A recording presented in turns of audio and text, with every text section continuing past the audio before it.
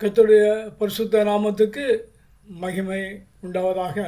கர்த்தராகிய இயேசு கிறிஸ்து நாமத்தில் உங்கள் யாவருக்கும் என்னுடைய அன்பின் வாழ்த்துக்கள். இன்றைய ஆசீர்வாதம் செய்தியிலே நாம் தெரிந்து கொண்ட வேத பகுதி ஆதியாகமம் 22ஆம் அதிகாரம் 12ஆம் வசனம். ஆதியாகமம் 22ஆம் அதிகாரம் 12ஆம் வசனம். நீ தேவனுக்கு பயப்படுகிறவன் என்று இப்பொழுது அறிந்திருக்கிறேன் என்றார். நீ தேவனுக்கு பயப்படுகிறவன் என்று இப்பொழுது அறிந்திருக்கிறேன் என்றார். கர்த்தருடைய பரிசுத்த நாமத்துக்கு மகிமை உண்டாவதாக. இங்கே நாம் பார்க்கிறோம், ஆதியாகமம் 22ஆம் அதிகாரத்திலே நாம் பார்க்கிறோம், 12ஆம் வசனத்திலே நாம் இங்கே பார்க்கிறோம், நீ தேவனுக்கு பயப்படுகிறவன் என்று இப்பொழுது அறிந்திருக்கிறேன் என்றார். அருமையான தேவ ஜனமே, கர்த்தர் ஆபிரகாமை தெரிந்து கொண்டார். அவனை கல்தேயருடைய தேசத்தில் உள்ள ஊர் என்னும் பட்டணத்திலிருந்து அவனை கர்த்தர் அழைக்கிறார். முதலாவதாக அங்கே அவனுக்கு தரிசனமாகிறார். அங்கே அவர் சொல்கிறார், ஆபிரகாமே, நீ உன் தேசத்தையும் உன் ஜனத்தாரையும் விட்டு நான் காண்பிக்கும் தேசத்துக்கு புறப்பட்டு போ என்று சொல்கிறார். ஆபிரகாம் தேவனை விசுவாசித்தான். அவர் அவனுக்கு அதை நீதியாக எண்ணினார். அவன் அங்கே இருந்து விசுவாசத்தோடு புறப்படுகிறான். தன் மனைவியோடும் தன்னுடைய சகோதரனுடைய குமாரனாகிய லோத்தோடும் கூட அங்கே இருந்து புறப்பட்டு செல்கிறான். தனக்கு உண்டான எல்லாவற்றையும் அவன் அங்கேருந்து எடுத்துக்கொண்டு தேவன் தனக்கு சொன்ன இதுவரை தான் காணாத அந்த தேசத்தை நோக்கி அவன் புறப்பட்டு செல்கிறான். அவன் விசுவாசித்தான். அந்த விசுவாசத்தின்படி அவன் அங்கேருந்து புறப்பட்டு செல்கிறான். நான் உன் சந்ததியை வானத்து நட்சத்திரங்களைப் போலும் கடற்கரை மணல் எத்தனையாகவும் பெருகப்படுவேன் என்று சொல்லியிருக்கிறார். அதை அவன் விசுவாசிக்கிறான். அதன்படி அவன் அங்கேருந்து புறப்பட்டு செல்கிறான். அவன் புறப்படும் பொழுது 75 வயதாய் காணப்பட்டான். அவர்கள் தேவனை விசுவாசித்தார்கள். அங்கேருந்து அவர்கள் புறப்பட்டு கானானை நோக்கி செல்கிறார்கள். அவர்கள் கானானை வந்தடைகிறார்கள். அவன் கானானை வருவதற்கு 25 வருடங்களாகிறது. அவன் பொன்னும் வெள்ளியும் ஆஸ்தியும் ஐஸ்வர்யமும் மிருக ஜீவன்களும் வேலைக்காரர்களும் வேலைக்காரமும் உடையவனாக மிகுந்த ஐஸ்வர்யவனாக மிகுந்த செல்வந்தனாக அவன் மாறுகிறான். தேவன் அவனை ஆசீர்வதித்திருக்கிறார். ஆனாலும் கூட அவனுக்கு பிள்ளை இல்லாதிருந்தது. விதமாக அவன் கானானுக்குள்ளே வந்து தேவன் சொல்கிறார், நீ கால் மிதிக்கும் இடமெல்லாம் உனக்கு தருவேன் என்று சொல்லியிருந்தார். நீ வானத்து நட்சத்திரங்களை அண்ணாந்து பார், உன்னுடைய சந்ததி விதமாக இருக்கும் என்று சொல்கிறார். அது மாத்திரமல்ல, கடற்கரை மணலை நீ எண்ணக்கூடுமானால் எண்ணு, உன்னுடைய சந்ததி விதமாக இருக்கும் என்று சொல்கிறார். ஆனாலும் கூட அவனுக்கு பிள்ளை இல்லாது இருக்கிறது. அருமையான தேவ ஜனமே, அவன் விசுவாசிக்கிறான். அந்த விசுவாசமானது அவனை ஆசீர்வதிக்கிறது. விதமாக நாமும் கூட கர்த்தரை விசுவாசித்தால் தேவனால் கூடாத காரியம் ஒன்றுமில்லை என்று நாம் வேதத்தில் வாசிக்கிறோம். இவ்விதமாக வயது சென்றவனாகிய அந்த ஆபிரகாமையும் அந்த சாராளையும் அவர் தேவன் ஆசீர்வதிக்கிறார். அவருடைய விசுவாசத்தை அவர் கனம் பண்ணுகிறார். நாமும் கூட நமக்கு எந்த சந்தர்ப்பத்திலையும் கூட நடக்கக்கூடாது என்று இருக்கிறதான எந்த விதமான கடினமான காரியமானாலும், அது நடக்கக்கூடாத காரியமாக இருந்தாலும் கூட அது நாம் விசுவாசித்தால், தேவனிடத்திலே நாம் விண்ணப்பம் பண்ணி நாம் அதை விசுவாசித்தால் நிச்சயமாகவே தேவன் அதை நமக்கு வாய்க்கச் செய்வார். விதமாக தேவன் ஆபிரகாமை ஆசீர்வதிக்கிறார். அவனுக்கு ஒரு குமாரன் பிறக்கிறான். 100வது வயதிலே ஈசாக்கு என்கிறதான ஒரு குமாரன் பிறக்கிறான். ஈசாக்கு விதமாக ஆபிரகாமுடைய சந்ததியாக அங்கே தேவன் அவனுக்கு ஈசாக்கை கொடுக்கிறார். அருமையான தேவ ஜனமே, நம்மால் மனுஷரால் கூடாதது தேவனால் எல்லாம் கூடும். ஏனென்றால் அவர் இந்த வானத்தையும் பூமியும் சகலத்தையும் உண்டாக்கின தேவனாக இருக்கிறார். ஆகவே அவரால் கூடாத காரியம் ஒன்றுமில்லை. அவர் சொல்ல ஆகும். ஆகவே நாம் அவரை விசுவாசிப்போமாக. நாம் அந்த தேவனை தெய்வமாக கொண்டிருக்கிறபடியால் நாம் பாக்கியமுள்ள ஜனங்களாக இருக்கிறோம். நிச்சயமாகவே நாம் பாக்கியமுள்ள ஜனங்களாக இருக்கிறோம். விதமாக அவனுக்கு ஒரு குமாரனை கொடுக்கிறார். அவர் ஆசீர்வதித்திருக்கிறார். அவன் தாம் அறியாத தேசத்துக்கு அவன் புறப்பட்டு வருகிறான். அவன் தேவனை விசுவாசித்து அவன் கடந்து செல்கிறான். தேவன் காண்பித்த தேசத்துக்கு அவன் வந்து சேர்கிறான். அங்கே தேவன் அவனை ஆசீர்வதிக்கிறார். பொன்னும் வெள்ளியும் அநேக மிருக ஜீவன்களுமாக வேலைக்காரிகளுமாக தேவன் அவனை ஆசீர்வதிக்கிறார். அவன் மிகுந்த ஐஸ்வர்யவானாக காணப்படுகிறான். அவனுக்கு ஒரு ஆண் பிள்ளையும் தேவன் கொடுக்கிறார். தேவன் அவனோடு கூட வந்து கொண்டிருக்கிறார். விதமாக அவன் தேவனோடு ஐக்கியம் உள்ளவனாக, அவன் தேவனுக்கு பிரியமுள்ளவனாக காணப்படுகிறான். இவ்விதமாக அவனுக்கு எல்லா ஐஸ்வர்யமும் எல்லா சம்பத்தும் அவன் கேட்ட எல்லாவற்றையும் தேவன் கொடுத்த பின்பு அவன் எவ்விதமாக காணப்படுகிறான் என்று சொல்லி தேவன் அவனுக்கு ஒரு சோதனையை வைக்கிறார். அருமையான தேவ ஜனமே, தேவன் அவனை சோதிக்கிறார். எப்படி என்றால், இவன் விசுவாசத்தில் நிலைத்திருக்கிறானா, அல்லது சோதனை வரும்பொழுது பயங்கரமான மிகவும் வேதனைக்குரிய சஞ்சலத்துக்குரிய சோதனைகள் வரும்பொழுது இவன் தேவனை விட்டு விலகி ஓடி விடுகிறானா, உலகத்தை நோக்கி சென்று விடுகிறானா, தேவனை மறுதலிக்கிறானா, அல்லது தேவனோடு கூட அவன் நடக்கிறானா, தேவனுக்கு பயப்படுகிறானா என்று சொல்லி தேவன் அவனை சோதிக்கத்தக்கதாக அவன் 100வது வயதிலே பெற்றதான அவனுடைய குமாரனை ஈசாக்கை தேவன் பலியாக கொடுக்க சொல்கிறார். அருமையான தேவ ஜனமே, தேவன் நம்மை சோதிக்கும் பொழுது நாம் தேவனை விசுவாசிக்கிறோமா அல்லது தேவனை விட்டு விலகி ஓடி செல்கிறோமா என்று சொல்லி தேவன் நம்மை சோதிக்கிறார். விதமாக நாம் தேவனை பற்றி கொள்கிறவர்களாக காணப்படுவோமானால் இந்த ஆபிரகாமை போல நாம் தேவனோடு கூட உள்ள ஐக்கியத்தை விடாதவர்களாக நாம் காணப்படுவோம். இங்கே தேவன் அவனுக்கு சொல்கிறார், நீ உன்னுடைய ஒரே பேரான குமாரனாகிய ஈசாக்கை எனக்கு நீ பலியிடுவாயாக என்று சொல்லி தேவன் ஆபிரகாமுக்கு கட்டளையிடுகிறார். மோரியா மலையிலே சென்று பலியிடு என்று சொல்லி அங்கே சொல்கிறார். ஆதியாகமம் 22ஆம் அதிகாரம் 1 முதல் 18 வசனங்களிலே நாம் இந்த சம்பவங்களை பார்க்கிறோம். இந்த காரியங்கள் நடந்த பின்பு தேவன் ஆபிரகாமை சோதித்தார். எப்படியெனில் அவர் அவனை நோக்கி, ஆபிரகாமே என்றார். அவன் இதோ அடியேன் என்றார். அப்பொழுது அவர், உன் புத்திரனும் உன் ஏக சுதனும் உன் நேச குமாரனுமாகிய ஈசாக்கை நீ இப்பொழுது அழைத்து கொண்டு மோரியா தேசத்துக்கு போய் அங்கே நான் உனக்கு குறிக்கும் மலைகளில் ஒன்றின் மேல் அவனை தகன பலியாக இடு என்றார். அருமையான தேவ பிள்ளையே, அருமையான தேவ ஜனமே, இங்கே நாம் பார்க்கிறோம், தேவன் ஒரு ஆசீர்வாதத்தை கொடுக்கிறார். ஆனால் அந்த ஆசீர்வாதத்தை தேவன் அவருக்கென்று மீண்டுமாக கேட்கிறார்.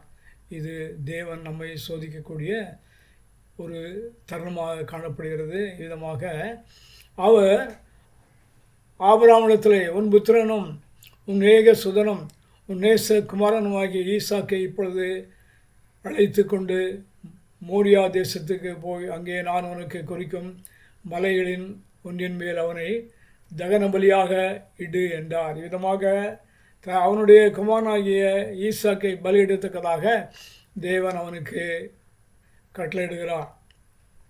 இந்த ஆபிரகாம் தேவனை மறுதலியாதபடி தேவன் சொன்ன பிரகாரமாக அவன் கீழ்ப்படிந்து, ஆபிரகாம் அதிகாலையில் எழுந்து தன் கழுதையின் மேல் சேணங்கட்டி தன் வேலைக்காரர்கள் 2 பேரையும் தன் குமாரனை ஈசாக்கையும் கூட்டிக் கொண்டு தகன பலிக்கு கட்டைகளையும் பிளந்து கொண்டு தேவன் தனக்கு குறித்த இடத்திற்கு புறப்பட்டு போனான். அருமையான தேவ ஜனமே, நாம் இந்த ஆபிரகாமுக்குரிய மிகச்சிறந்த குணங்களை நாம் ஏற்கனவே பார்த்திருக்கிறோம். அவன் தேவனுக்கு பயப்படுகிறவனாக காணப்பட்டான். அவன் தேவனுடைய வார்த்தையை கீழ்ப்படுகிறவனாக காணப்பட்டான். தேவனை விசுவாசிக்கிறவனாக காணப்பட்டான். தான் அறியாத தேசத்துக்கு தேவன் அவனை, நீ அங்கே போ என்று சொல்லி கானான் தேசத்துக்கு அவனை அழைத்து நீ போ என்று சொன்ன பொழுது அவன் கீழ்ப்படிந்தான். விதமாக ஆபிரகாமுடைய குணங்கள் எல்லாம் கர்த்தருக்கு பிரியமுள்ளதாக, தேவனுக்கு பிரியமுள்ளதாக காணப்படுகிறதா நாம் காண்கிறோம். இங்கே ஆபிரகாம் தேவனுக்கு கீழ்ப்படுகிறான் என்று நாம் பார்க்கிறோம். அதிகாலையில் எழுந்து தேவன் தனக்கு குறித்த இடத்துக்கு புறப்பட்டு போகிறான். 3ஆம் நாளிலே அவன் தன் கண்களை ஏறெடுத்து தூரத்திலே பார்த்தபொழுது அந்த இடத்தை கண்டான். அப்பொழுது அவன் அங்கே போய் தன்னுடைய மகனை அழைத்து கொண்டு போய் அங்கே அவனை பலியிடத்தக்கதாக அந்த இடத்துல பலிபீடத்தை கட்டி, ஒரு பலிபீடத்தை கட்டி கட்டைகளை அடுக்கி தன் குமாரனாகிய ஈசாக்கை கட்டி அந்த பலிபீடத்தில் அடுக்கிய கட்டையின் மேல் அவனை கிடத்தினான். அருமையான தேவ ஜனமே, ஒரே ஒரு பிள்ளை, ஒரே ஒரு சுதந்திரவாளி தேவனிடத்தில் கேட்டு பெற்றுக்கொண்ட அந்த ஆசீர்வாதத்தை இப்பொழுது அவன் இழந்து போகிறவனாக காணப்படுகிறான். அந்த ஆசீர்வாதத்தை அவன் இவ்விதமாக தேவனுடைய வார்த்தைக்கு கீழ்ப்படிந்து அந்த ஆசீர்வாதத்தை தேவனுக்கு தகன பலியாக ஒப்புக்கொடுக்கத்தக்கதாக எல்லாவற்றையும் அவன் நிறைவேற்றி கொண்டு இருக்கிறான். அருமையான தேவ ஜனமே, இந்த பூமியிலே நாம் கொண்டு வந்தது ஒன்றுமல்ல, நாம் கொண்டு போவது ஒன்றுமல்ல. நாம் கர்த்தருடைய கிருபையினாலும் தேவனுடைய ஆசீர்வாதத்தினாலும் இந்த பூமியிலே நாம் எல்லாவற்றையும் கர்த்தர் நமக்கு தந்து நம்மை ஆசீர்வதித்திருக்கிறார். இவ்விதமாக நாம் காணப்படும் பொழுது தேவன் அவருக்கு பிரியமானவர்களை அவர் சோதிக்கிறார். இவ்விதமாக அவன் தேவன் ஆபிரகாமை சோதிக்கும் பொழுது அவன் அங்கே தகன பலியிடத்தக்கதாக தன் மகனை கட்டி அந்த பலிபீடத்திலே அடுக்கிய கட்டையின் மேல் அவனை கிடத்தினான். அவன் தன் குமாரனை வெட்டும்படிக்கு தன் கையை நீட்டி கத்தியை எடுக்கிறான். தன் ஒரே பேரான குமாரனை தகன பலியாக தேவனுக்கு கொடுக்கத்தக்கதாக கத்தியை எடுத்து அவனுடைய சரீரத்தை விட்டத்தக்கதாக அவன் அங்கே காணப்படுகிறான். அவன் கண்களை மூடிக்கொண்டு தேவனை நோக்கி பார்த்து, அவனுடைய இருதயமானது கலக்கத்திலும் துக்கத்திலும் காணப்பட்டாலும் கூட அவன் தன்னுடைய தேவனை விசுவாசித்தான். அது அவனுக்கு நீதியாக எண்ணப்பட்டது என்று சொன்னபடி அவன் தேவனை விசுவாசித்தான். ஆகவே அந்த இடத்திலே தேவன் ஒரு அற்புதத்தை செய்கிறார். அப்பொழுது கர்த்தருடைய தூதனானவர் வானத்திலிருந்து ஆபிரகாமே என்று கூப்பிட்டார். அவன் இதோ அடியே என்கிறான். அருமையானவளே, கடைசி நேரத்திலே, கடைசி நொடி பொழுதிலே அங்கே தேவன் இந்த சோதனையின் உச்ச கட்டமாக தேவன் அங்கே இருந்து பார்த்து கொண்டிருக்கிறார். ஆபிரகாமுடைய ஒவ்வொரு செய்தியையும் அவர் கண்டு கொண்டிருக்கிறார். அவன் தேவன் சொன்ன பிரகாரமாக தன்னுடைய இடத்திலிருந்து மோரியா மலைக்கு வருகிறான். அந்த இடத்திலே அந்த பலிபீடத்தை கட்டுகிறான். அந்த இடத்திலே தன்னுடைய மகனை கட்டி அந்த பலிபீடத்தில் அவனை கிடத்தி வெட்டும்படிக்கு தன் கையை நீட்டி கத்தியை எடுக்கிறான். விதமாக தேவன் என்னுடைய ஒவ்வொரு செயலையும் கவனித்து கொண்டே இருக்கிறார். ஆபிரகாமை கர்த்தர் சோதித்து கொண்டு இருக்கிறார். அவன் சோதனையிலே ஜெயிக்கிறானா, அவன் சோதனையிலே அவன் தோல்வியடைகிறானா என்பதை கவனித்து கொண்டு இருக்கிறார். விதமாக அவனுடைய மகனுடைய சரீரத்தை அவன் அவன் முற்படும் பொழுது அங்கே தேவனாகிய கர்த்தர் ஆபிரகாமை தம்முடைய தூதன் மூலமாக கூப்பிட்டு ஆபிரகாமை என்று கூப்பிட்டார். அவன் இதோ அடியே என்றான். அப்பொழுது அவர் பிள்ளையாண்டன் மேல் உன் கையை போடாதே, அவனுக்கு ஒன்றும் செய்யாதே, நீ அவனை உன் புத்திரன் என்றும் உன் ஏக சுதன் என்றும் பாராமல் எனக்காக ஒப்பு கொடுத்தபடினால் நீ தேவனுக்கு பயப்படுகிறவன் என்று இப்பொழுது அறிந்திருக்கிறேன் என்றார்.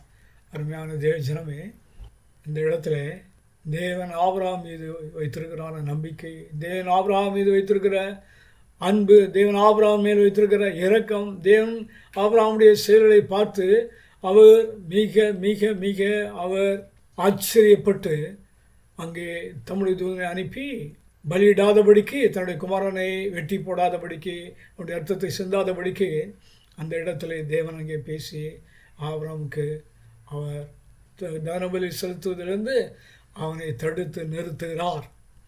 அது மாத்திரமல்ல, அங்கே ஒரு பெரியான ஒரு சாட்சியை கொடுக்கிறார். ஆபிரகாம் மேலுள்ள அவனுடைய அன்பை, அவன் மேலுள்ள நம்பிக்கை, ஆபிரகாம் மேலுள்ள தான் அழைத்த ஒரு மனுஷன் எவ்விதமான விசுவாசத்தோடு காணப்படுகிறான் என்று சொல்லி அங்கே தேவனாகிய கர்த்தர் அவனை ஆச்சரியத்தோடு பார்த்து அங்கே ஒரு காரியத்தை அவனுக்கு சொல்கிறார். நீ அவனை உன் புத்திரன் என்றும் உன் ஏக சுதன் என்றும் பாராமல் எனக்காக ஒப்பு கொடுத்தபடினாலே நீ தேவனுக்கு பயப்படுகிறன் என்று இப்பொழுது அறிந்திருக்கிறேன் என்றார். அருமையான தேவ ஜனமே, தேவன் நம்மை சோதிக்கும் பொழுது நாம் முழுமையாக கர்த்தருக்கென்று நம்மை ஒப்பு கொடுத்து தேவனுடைய வார்த்தைக்கு கீழ்ப்படிந்து அவர் சொன்ன காரியத்தை நாம் முழுமையாக அப்படியே நாம் செய்யும் பொழுது நிச்சயமாகவே நமக்கு எந்த தீங்கும் வராது. நம்முடைய பிள்ளைகளுக்கு எந்த தீங்கும் வராது. நம்முடைய வேலைகளில் எந்த தீங்கும் வராது. நம்முடைய பிஸ்னஸ்களில் எந்த தீங்கும் வராது. கர்த்தர் நம்மோடு கூட இருந்து நம்மை 1000 மடங்கு ஆசீர்வதிக்கிற தேவனாக இருக்கிறார். அது மாத்திரமல்ல, நம்மை அவர் நம்முடைய இதயத்தின் ஆழத்தை பார்க்கிறார். நீ தேவனுக்கு பயப்படுவன் என்று இப்பொழுது அறிந்திருக்கிறேன் என்று சொல்லி தேவன் அவனுக்கு ஒரு சாட்சியை கொடுக்கிறார். விதமாக நம்முடைய ஜீவியத்திலே நாம் எந்த இடத்துல நாம் இருந்தாலும், எந்த இடத்துக்கு நாம் சென்றாலும், நாம் தேவனுடைய சித்தத்தை அறிந்து தேவன் சொல்கிற காரியங்களை நாம் கீழ்ப்படிந்து தேவனை விசுவாசித்து தேவனுக்கு பிரியமாக நாம் நடக்கும் பொழுது, தேவனுக்கு பயந்து நாம் நடக்கும் பொழுது தேவன் நிச்சயமாகவே நம்மை ஆசீர்வதிக்கிறார், நம்மை கனப்படுத்துகிறார், நம்மை உயர்த்துகிறார். திறமையான தேவ ஜனமே, இந்த ஈசாக்கு மூலமாக தேவன் ஒரு பெரிதான ஒரு சந்ததியை உருவாக்கி அவர் தேசத்தை, இந்த பூமியை அவர் ஆசீர்வதித்திருக்கிறார். இந்த பூமி ஆபிரகாம் மூலமாக ஆசீர்வதிக்கப்பட்டது. கர்த்தருக்கு பயந்து, கர்த்தருக்கு கீழ்ப்படிந்து, கர்த்தருடைய வார்த்தையை விசுவாசித்து நடந்த இந்த மனுஷனாகிய இந்த ஆபிரகாம் மூலமாக தேவன் பூமியை ஆசீர்வதித்தார். சந்ததிகள் பெருகிற்று. இஸ்ரவேல் என்கிறான 12 கோத்திரத்தார் யாக்கோபு மூலமாக உண்டாக்கப்பட்டார்கள். அவர்கள் மூலமாக ஜாதிகள் இந்த உலகத்திலே பெருகிற்று, தேசங்கள் உண்டாயிற்று. விதமாக தேவன் ஆபிரகாமை ஆசீர்வதித்தார், அவனை ஆசீர்வதித்து உயர்த்தினார். தாம் தெரிந்து கொண்ட மனிதனாகிய அந்த ஆபிரகாமை தேவன் ஆசீர்வதித்து உயர்த்தி சகல நன்மைகளால் நிரப்பி அவனை ஜாதிகளுக்கு தகப்பனாக்கி அவனை உயர்த்தினார். அருமையான தேவ ஜனமே, நாமும் கூட விதமாக தேவனுக்கு பிரியமாக நாம் ஜீவிக்கும் பொழுது, அவருடைய கற்பனைகளை பிரமாணங்களை கை கொள்ளும் பொழுது, அவருடைய வார்த்தைகளை விசுவாசித்து நாம் அவருடைய வழியிலே கடந்து செல்லும் பொழுது தேவன் நம்முடைய குடும்பங்களை ஆசீர்வதிக்கிறார், நம்முடைய பிள்ளைகளை ஆசீர்வதிக்கிறார், நம்முடைய பிள்ளைகளை ஆசீர்வதிக்கிறார். நமக்கு ஆசையும் ஐஸ்வர்யம் பெறுகிறது. வேலைக்காரர்களையும் நமக்கு கொடுக்கிறார். நம்முடைய ஆசைகளை அவர் பெருக பண்ணுகிறார். இந்த பூமியிலே நம்மை உயர்ந்த இடத்துல வைக்கிறார். நாம் கர்த்தருக்கு பயந்து நடக்கிறவர்களாக காணப்பட வேண்டும் என்று சொல்லி இந்த இடத்துல நாம் பார்க்கிறோம். ஆபிரகாம் நமக்கு தகப்பனாக இருக்கிறார். ஆபிரகாம் இஸ்ரவேலருக்கு தகப்பன் மாத்திரமல்ல, ஆவிக்கிற பிரகாரமாக ஆபிரகாமுடைய சந்ததியாக நாமும் காணப்படுகிறோம். நாம் யூதர்கள் அல்ல, நாம் புறஜாதியார்கள். ஆனாலும் கூட புறஜாதியாருக்கு ஆண்டவராகிய இயேசு கிறிஸ்து மூலமாக ரட்சிப்பு உண்டாயிற்று. புறஜாதியாரும் யூதர்களும் இஸ்ரவேலர்களும் இயேசு கிறிஸ்துக்குள் ஒன்றாகிறார்கள். நாம் கிறிஸ்துக்குள் ஒன்றாக்கப்பட்டிருக்கிறோம். அருமையானவர்களை, நாம் விதமாக கர்த்தருடைய வார்த்தையை நாம் பின்பற்றி கர்த்தருக்கு பிரியமாக ஜீவிப்போமானால் கர்த்தர் நம்மை ஆசீர்வதிக்கிறார். இதற்கு நம்முடைய தகப்பனாகிய ஆபிரகாமே சாட்சியாய் காணப்படுகிறார். நாமும் கூட அந்த ஆபிரகாமுடைய விசுவாசத்தை நாம் பற்றி கொள்வோமாக. அந்த ஆபிரகாமுடைய தாழ்மையை பற்றி கொள்வோமாக. அந்த ஆபிரகாமுடைய தேவனை பற்றும் விசுவாசத்தை பற்றி கொள்வோமாக. அந்த ஆபிரகாமுடைய அசையாத நம்பிக்கையை நாம் பற்றி கொள்வோமாக. இந்த ஆபிரகாமை ஆசீர்வதித்த தேவன் நம்மையும் நம்முடைய பிள்ளைகளையும் நம்முடைய குடும்பத்தையும் நம்முடைய பிள்ளைகளையும் அவர் ஆசீர்வதித்து, அந்த ஆபிரகாமை தேவன் உயர்த்தினது போல ஒரு மனிதன் மூலமாக இந்த பூமியிலே அநேக ஜாதிகளும் ராஜாக்களும் உண்டானது போல உங்கள் மூலமாக தேவன் நிச்சயமாகவே அவர் ராஜாக்களை அவர் உண்டாக்குவார், ஜாதிகளை உண்டாக்குவார், உங்களை பலுகி பெருகச் செய்வார், உங்கள் பிள்ளைகளை ஆசீர்வதிப்பார், உங்கள் சம்பத்துக்களை அவர் பெருகச் செய்வார், உங்களுக்கு உண்டான சகலத்தையும் அவர் ஆசீர்வதிப்பார். உங்கள் மேல் தன்னுடைய கண்களை வைத்து தேவனாகிய கர்த்தர் வானத்திலிருந்து உங்களை நோக்கி பார்த்து ஒவ்வொரு நாளும் உங்களை அவர் நடத்தி, அவர் செம்மையான பாதையிலே நடத்தி, அவர் வெற்றிகரமாக ஜெயகரமாக இந்த பூமியிலே அவர் உங்களை வர்த்திக்க பண்ணி ஆசீர்வதிப்பார். அது மாத்திரமல்ல, அவர் உங்களையும் உங்களுடைய பிள்ளைகளையும் ஒருபோதும் கைவிடாதபடிக்கு விசுவாசத்தில் வல்லவனான அந்த ஆபிரகாமை போல நீங்கள் விசுவாசத்திலே வல்லவர்களாக காணப்படுவீர்களானால் நிச்சயமாகவே உங்களை ஆசீர்வதித்து முடிவு வரைந்து அவர் நடத்த வல்லமுள்ள தேவனாக இருக்கிறார். உங்களுக்கு ஆண்டவராகிய இயேசு கிறிஸ்து மூலமாக உங்களுக்கும் உங்கள் சந்ததிக்கும் நித்திய ஜீவனாகிய அந்த பரம எருசலேமாகிய அந்த நகரத்தை, நித்திய ராஜ்யத்தை சுதந்திரித்துக் கொள்ளத்தக்கதாக கர்த்தர் உங்களை ஆசீர்வதிப்பார். இவ்விதமாக கர்த்தருடைய ஆசீர்வாதத்தை பெற்றுக்கொள்ள நீங்கள் உங்களை தகுதிப்படுத்திக் கொள்ளுங்கள். விசுவாசத்திலே வல்லவர்களாயிருங்கள். தேவனுக்கு பயந்திருங்கள். தேவனுக்கு கீழ்ப்படிந்திருங்கள். கர்த்தர் உங்களையும் உங்கள் பிள்ளைகளையும் ஆசீர்வதிப்பாராக. ஆமென்.